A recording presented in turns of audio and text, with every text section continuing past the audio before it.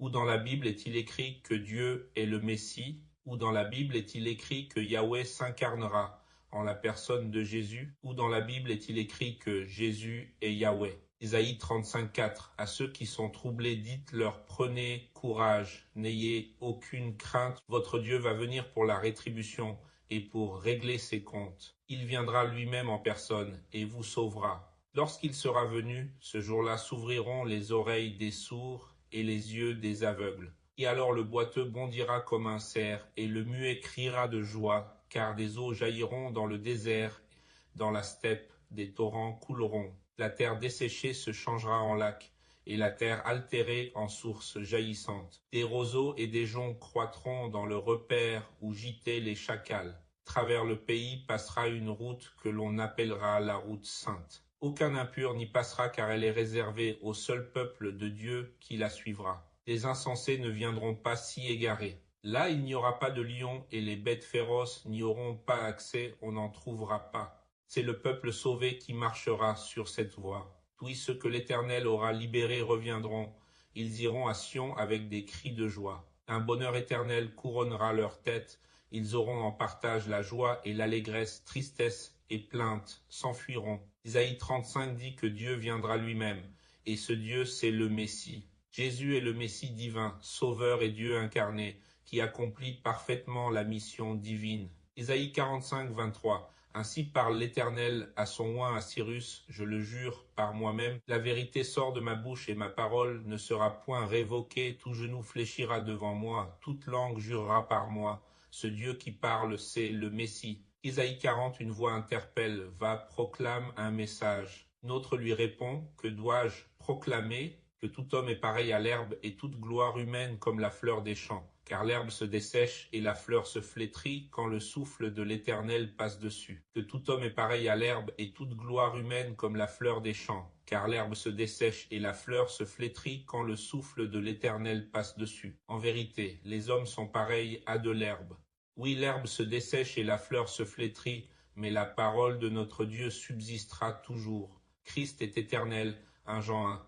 Il est la parole vivante et éternelle de Dieu. En effet, il est écrit, tout homme est comme l'herbe des prés, toute gloire humaine comme la fleur des champs. L'herbe sèche et sa fleur tombe, mais la parole du Seigneur demeure éternellement. Or, cette parole, c'est la bonne nouvelle qui vous a été annoncée. Psaume 110 de David, déclaration de l'Éternel. Il dit à mon Seigneur, viens siéger à ma droite, jusqu'à ce que j'aie mis tes ennemis comme un escabeau sous tes pieds. L'Éternel étendra de Sion ton pouvoir royal, et tu domineras parmi tes ennemis. C'est la parole de Dieu qui parle. Au jour où tu combats, ton peuple est plein d'ardeur pour accourir vers toi dans sa parure sainte. Et du sein de l'aurore, tous tes jeunes guerriers se presseront vers toi, comme naît la rosée. L'Éternel l'a juré, il ne reviendra pas sur son engagement. Tu seras prêtre pour toujours selon la lignée de Melchizedek.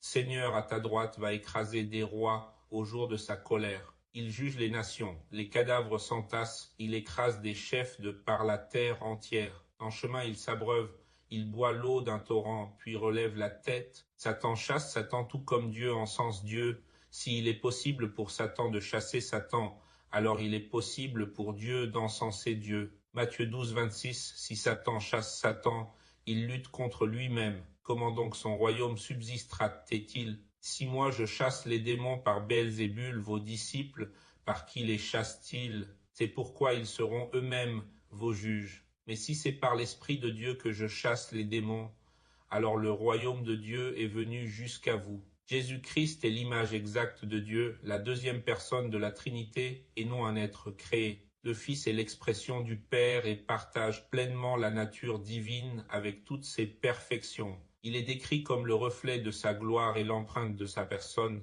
ainsi que l'image du Dieu invisible, car en lui habite corporellement toute la plénitude de la divinité. Le Fils reçoit tout du Père de toute éternité, partageant la même puissance et éternité, ce qui fonde leur égalité. Cette union de moi et le Père sommes un garantit que Jésus est pleinement capable de révéler le Père et d'accomplir l'œuvre de la rédemption. Exode 3,14 est le moment clé où Dieu révèle son nom à Moïse dans le buisson ardent. Je suis celui qui suis, où je serai, qui je serai, affirmant son existence éternelle indépendante et immuable. Il charge Moïse de dire aux Israélites que je suis là envoyé. Principaux noms de Dieu dans la Bible sont Yahweh, le nom propre de Dieu, signifiant l'Éternel où il est, Elohim qui signifie Dieu, soulignant sa puissance créatrice. Donaï qui signifie Seigneur est utilisé par respect pour ne pas prononcer le tétragramme YHWH. El Shaddai est traduit par Dieu Tout-Puissant.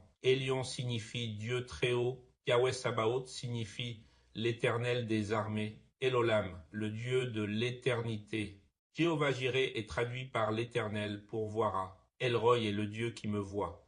Et Père est utilisé fréquemment dans le Nouveau Testament pour désigner la relation intime du Christ. D'autres noms comme Jésus qui signifie Dieu sauve et Emmanuel, Dieu avec nous, sont notables. Isaïe 9,5, car pour nous un enfant est né, un fils nous est donné. Et il exercera l'autorité royale, il sera appelé merveilleux conseiller, Dieu fort, Père à jamais et prince de la paix. Il étendra sans fin la souveraineté et donnera la paix qui durera toujours au trône de David et à tout son royaume. Sa royauté sera solidement fondée sur le droit et sur la justice dès à présent et pour l'éternité. Voilà ce que fera le Seigneur des armées célestes dans son ardent amour. Christ existe pour demeurer éternellement et la relation père-fils est non seulement une relation d'amour, mais avant tout une relation d'héritage. Assieds-toi à ma droite, lui dit le Père, jusqu'à ce que je fasse de tes ennemis ton marchepied. Tout royaume m'ont été donnés, lui dit Satan, et j'ai la liberté de les donner à qui je veux. Jésus apparaît souvent dans l'Ancien Testament, non pas sous ce pseudonyme, ni sous la forme du Fils de l'homme, mais il y est néanmoins présent car le thème central de toute la Bible, c'est le Christ. Jésus lui-même confirme le fait qu'il est présent dans l'Ancien Testament. Il l'a expliqué à certains chefs religieux en disant « Car si vous croyez Moïse, vous me croiriez aussi parce qu'il a écrit à mon sujet. » Selon Jésus, l'œuvre de Dieu avec l'homme depuis le début des temps pointait toute vers lui. Jésus nous montre qu'il se trouve dans l'Ancien Testament en le révélant premièrement à ses disciples en commençant par Moïse puis par tous les prophètes, qu'il est dans toutes les Écritures la figure primordiale. Selon certaines sources, plus de 300 prophéties de l'Ancien Testament désignent Jésus-Christ comme l'accomplissement et le paraclet de son propre récit biblique. Il s'agit notamment de prophéties concernant sa naissance unique, son ministère terrestre et même la façon dont il allait mourir. Jésus a choqué l'établissement religieux lorsqu'il s'est levé dans la synagogue de Nazareth et a lu un passage d'Ésaïe 61 concluant par ce commentaire « Aujourd'hui, cette parole de l'Écriture que vous venez d'entendre est accomplie ». Une autre manière dont Jésus est présent dans l'Ancien Testament est sous la forme de Christophanie, c'est-à-dire des apparitions pré-incarnation du Fils de Dieu. L'Ancien Testament utilise le terme d'ange du Seigneur de manière interchangeable avec le Seigneur, en référant à ses visites. On trouve une Christophanie dans Genèse 18, lorsque le Seigneur est apparu à Abraham sous forme humaine. De telles rencontres tangibles avec la divinité sont disséminées dans l'Ancien Testament. Mais il y a des façons encore plus profondes de trouver Jésus dans l'Ancien Testament. On les voit dans ce que nous appelons les types. Type est une personne ou une chose dans l'Ancien Testament qui préfigure une personne ou une chose dans le Nouveau. Par exemple, Moïse peut être considéré comme un type de Christ.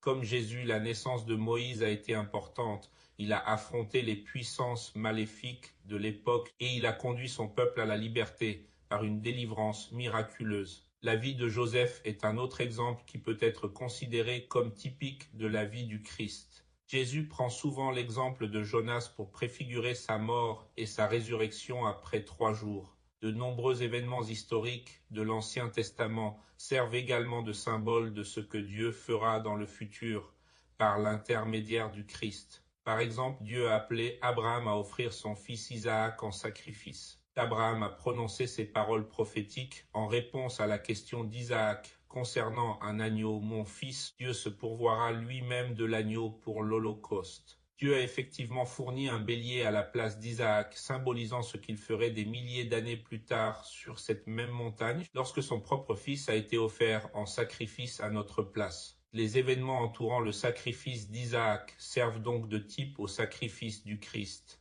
Dieu donne son Christ en miséricorde au monde, que ce soit comme sacrificateur ou comme sauveur. Jésus fait référence à un autre événement de l'histoire d'Israël comme une préfiguration de sa crucifixion. Nombre 21. Dans le désert, le peuple qui suivait Moïse avait péché, et Dieu envoya des serpents au milieu d'eux pour les mordre. Le peuple mourait et demandait de l'aide à Moïse. Dieu dit à Moïse de fabriquer un serpent en bronze et de le placer sur un poteau. Tous ceux qui le regarderaient seraient guéris. Jésus a fait allusion à cet incident en disant: et comme Moïse éleva le serpent dans le désert, il faut de même que le Fils de l'homme soit élevé, afin que quiconque croit en lui ait la vie éternelle. La conception de Dieu pour le tabernacle est une autre façon dont Jésus est présent dans l'Ancien Testament. L'autel dans la cour symbolise la nécessité du sacrifice de Jésus pour expier les péchés. La cuve d'airain montre que Jésus fournit l'eau de la vie. À l'intérieur du lieu saint, le chandelier évoque Jésus comme la lumière du monde.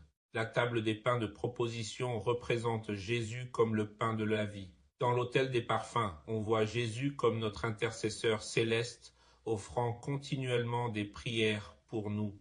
Selon Hébreux 10:20, le voile devant l'arche de l'Alliance est une image de la chair humaine de Jésus. Conclusion, le Fils de Dieu n'est pas seulement dans le Nouveau Testament, Jésus est aussi dans l'Ancien Testament. Jésus est le Messie promis par Dieu. Depuis sa naissance virginale à Bethléem, en passant par son séjour en Égypte jusqu'à son ministère de guérison et d'espoir, et jusqu'à sa résurrection, Jésus-Christ est le thème de l'Ancien et du Nouveau Testament. On pourrait par ce fait dire que Jésus est la raison d'être de la Bible. Il est l'auteur de la vie et la parole vivante. La Bible entière est par ce fait un phare qui nous offre la réconciliation à Dieu, l'espoir du pardon et de la vie éternelle en Jésus-Christ, notre Seigneur. Dans l'hindouisme, le mot Om est comme le mot monde. Le mot Om est le mot éternel qui donne vie au monde.